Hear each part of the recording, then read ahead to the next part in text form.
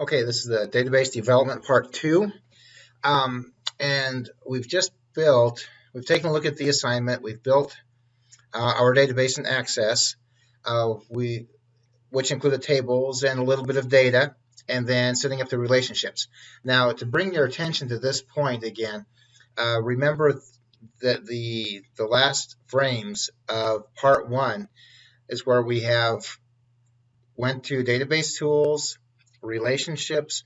We've selected our tables to be included in the database, and we've went ahead and connected the primary key to the corresponding foreign key, primary to foreign key, and then in books, using the control button to select more than one field, right click and select primary key because we need both foreign keys to be primary keys, which are also called composite keys.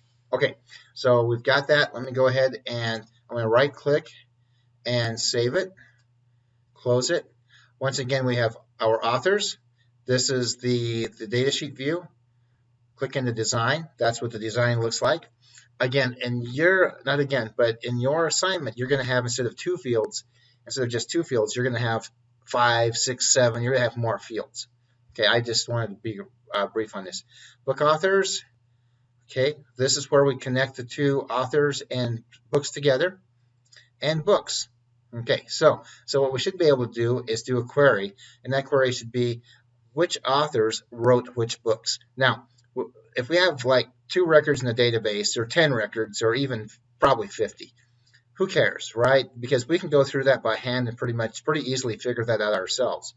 The advantage is if you have 1,000 or 10,000 or 100,000, that we can easily ask our database to go through and tell us which authors have wrote which books, the authors and which books they've written.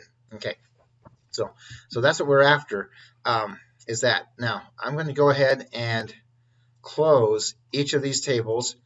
That way I can be sure that the data is saved, the design saved, everything is saved, because Access is really picky about it.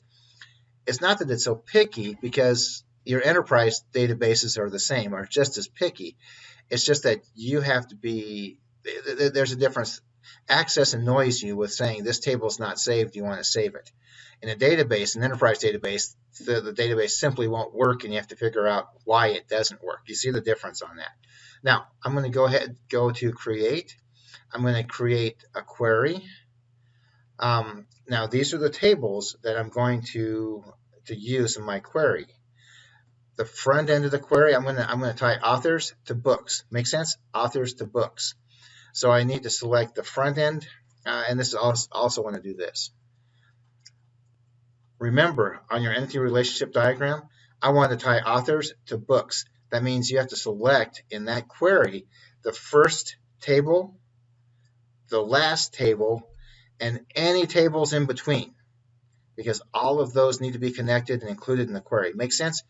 First table, last table, everything between. Okay, let's go to one more example.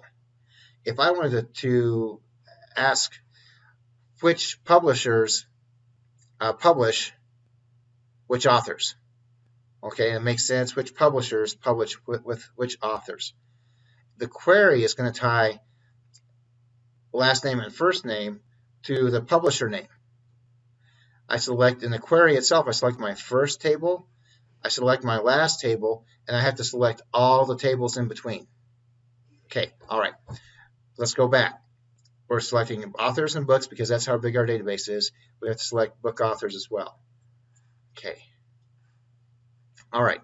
Now, select authors. You can hold the control button, select book authors and books.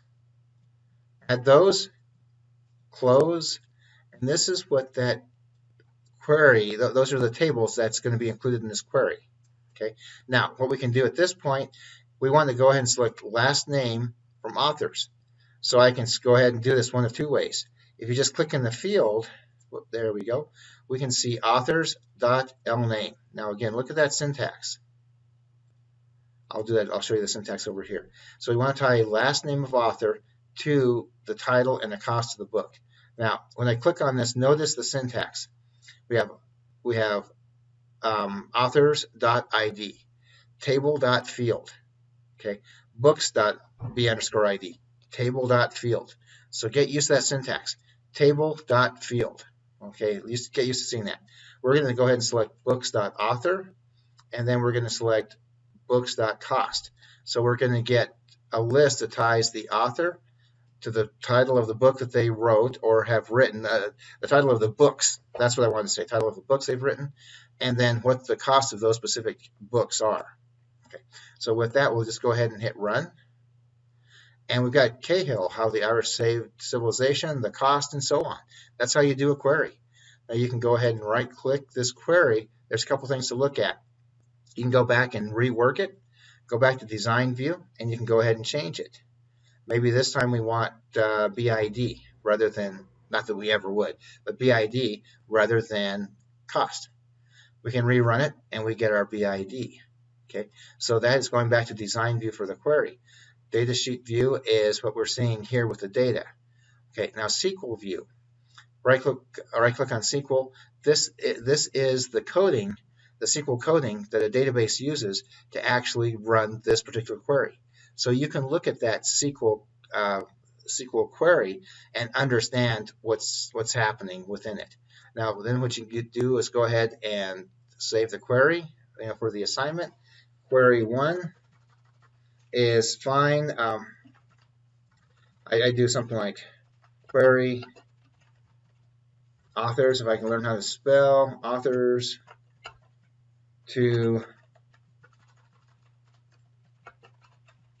books. I think that should be okay. Let's see if we can save it. There we go. So we'll see the queries, query authors to books. And there we go. I think that really concludes that. If we want to create another query, we just go up and create a query design and do the same thing. So I think that's all we need at this point. I'll go ahead and close this. I don't want that. I think that's all we need at this point. So if you have any questions or comments, please contact me. Remember, for the assignment, we need 5 business queries. So state your query. This is one thing I want to do. State your query and then show the results. For your assignment, what we're looking at is, and here's the database development example. That's going to pull that up. I have to log back in. Hold on. Okay, here we go. This is the example, the database development example. The criteria. Question 1's a narrative. Question 2 is the ERD, and of course I just added the red in here so we could identify the table and table name, just so you could do that, so you become familiar with it. This is what the access tables might look like. Okay, show the relationships and table design as defined and displayed in Access. This is just a screen image, just a screen capture from Access. When we go back into Access, that's not it. That's it right there. When we go into database tools, relationships, that's what we're looking at right there. Okay, so that works out pretty well. When we scroll down, this is basically the schema. This is each table and then the design view of each table. Back to Access, we'll go ahead and open up this particular table. Click on Design View. That's what we're looking for, is the schema around that. Okay. All right, so we have that for each one of the tables. We have the data itself. Okay, we need to include the data, show us the data as well. Again, show each table and datasheet view. Does that just fine, perfectly. It'll work perfectly. Okay, as we scroll down a little further, create 5 queries. So what's your question? What is the business question? Which books did Stephen King write?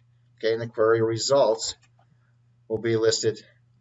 If we run the query here, where was that? Oh, this one. That's the one we had. Go back to datasheet view, and that's our output. That's the query you're looking for. So you just have to cut that and drop it into a Word document, for instance.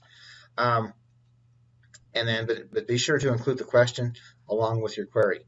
Now, Microsoft Access has a ton of different forms and reports and things that you could drop this data into. I'm not worried about that right now. All we're worried about is asking your database questions and getting results. So I think that concludes everything we need for the database development. So I'm right at 10 minutes, so that looks pretty good. And if you have any questions, please contact me. Thank you.